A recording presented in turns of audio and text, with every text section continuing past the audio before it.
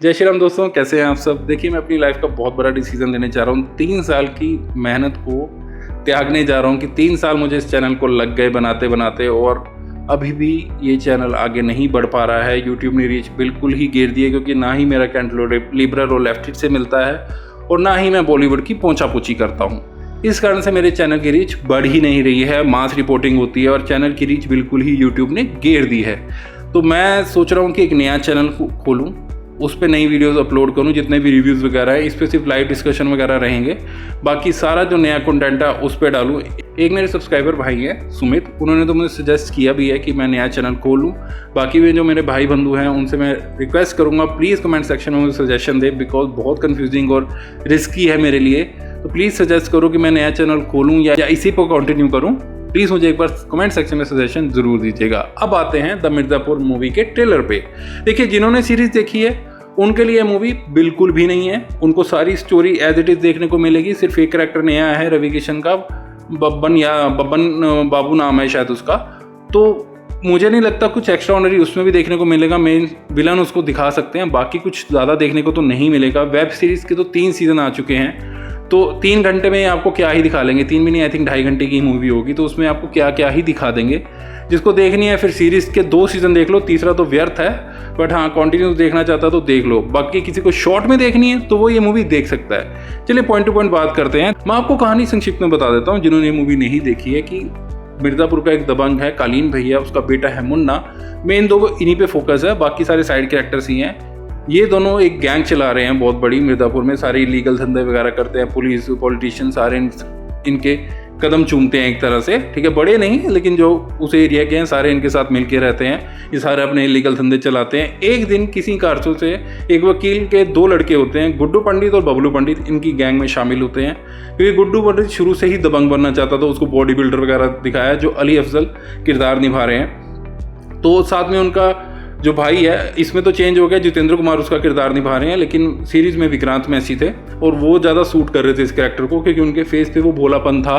वो भोला होता है, लेकिन किन्हीं कारणों से उसको भी शामिल होना पड़ता है इन सब में। लेकिन बाद में कुछ ऐसे सर्कमस्टेंसेस पैदा होते हैं जिनसे गुड्डू पंडित और बबलू पंडित की इनसे लड़ाई हो जाती है, और गुड्डू अपना ही गैंग ओपन कर लेता है, और एक तरह की गैंग वॉर शुरू हो जाती है सब में। यही पूरी सीरीज़ की कहानी है। और अन्य कैरेक्टर्स भी है, जैसे इनकी बीवी है, इसका बाप है, जिनका सेक्सुअल रिलेशन भी दिखाया गया है। मतलब ससुर बहू के साथ सेक्स कर रहा है, उससे बच्चा पैदा कर रहा है। ऐसी ऐसी थीम्स भी हैं। वो थोड़े थोड़े पॉइंट्स में मैं भी आपको बताऊंगा। देखिए, फिल्म आपको किसी भी एंगल से इंटरेस्टिंग नहीं लगेगी अगर आपने सीरीज़ देखी है। फिल्म में तो आपको देखने को मिल ही रहा है कि गुड्डू पंडित और बाकी सब कैरेक्टर वापस आ रहे हैं, आपस में सबकी वही लड़ाई झगड़ा वगैरह दिखाएंगे, वही थोड़े बहुत ब्रूटल सीन्स हो गए, क्योंकि I don't think so Amazon prime पे जितनी ब्रूटैलिटी दिखाई थी फिल्म में वैसी दिखाई जाएगी।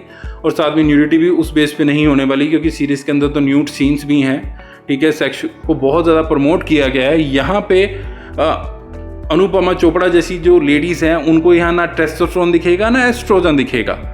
फिल्म में आपको ये अभी जितना भी आपने ट्रेलर देखा होगा, सिर्फ एक रवि किशन का करैक्टर नया है, बब्बन बाबू शायद उनका नाम है फिल्म के अंदर, वो मेन विलन होने वाले हैं, और उनकी जो कॉमिक टाइमिंग है वो अच्छी लग रही है ट्रेलर में देखते हुए।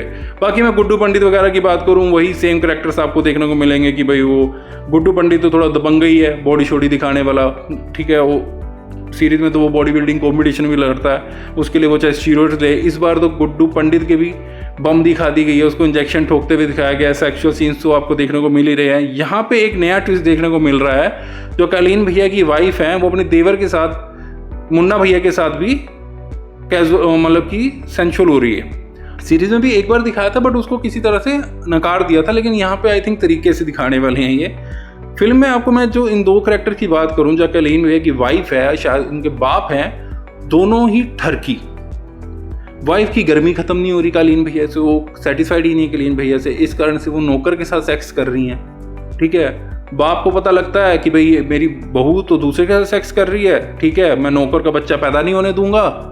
वो बहू के साथ सेक्स करता है, और एक बार नहीं उसको मजा आने लगता है तो वो बार बार करता है। और सीरीज में इस चीज़ को बड़े अच्छे तरीके से जस्टिफाइड किया है कि भाई जो लेडी है वो सही है, कि भाई उसको सेक्सुअल सेटिस्फैक्शन नहीं मिल रही, इस करके वो दूसरे से सेक्स कर रही है। वो ठीक जस्टिफाई है कि ठीक है भाई उसको मज़ा नहीं आ रहा, और बाप जो है उससे सेक्स कर रहा, वो गलत है, ठीक है। हालांकि गलत तो है ही है, लेकिन उसको क्या करना चाहिए था, उसको घर से बाहर निकालना चाहिए था। वो कहता कि नहीं, बच्चा तो मैं पैदा करूँगा, मेरी बाहर बदनामी हो जाएगी। तो मेरे खून का मतलब मेरे ही खून का आगे अंश आना चाहिए, किसी नौकर के खून का अंश नहीं आना चाहिए मेरे घर में।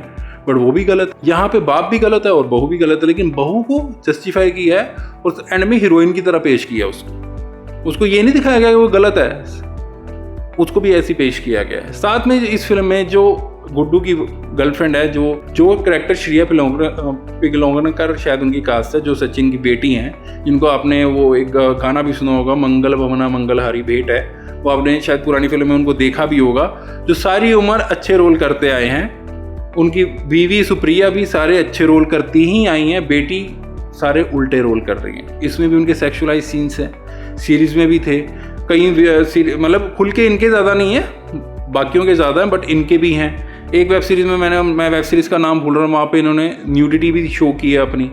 तो मेरे को समझ नहीं आ रहा सचिन जी के पास कौन से पैसे कम पड़ गए थे तो इस प्रोफेशन में डाल दिया बेटी को शुरू से ऐसे तैयार करते हुए ऐसे प्रोफेशन में आती नहीं। अगर आपके पास पैसा है तो बेटी को ऐसे प्रोफेशन में डालने की ज़रूरत ही नहीं।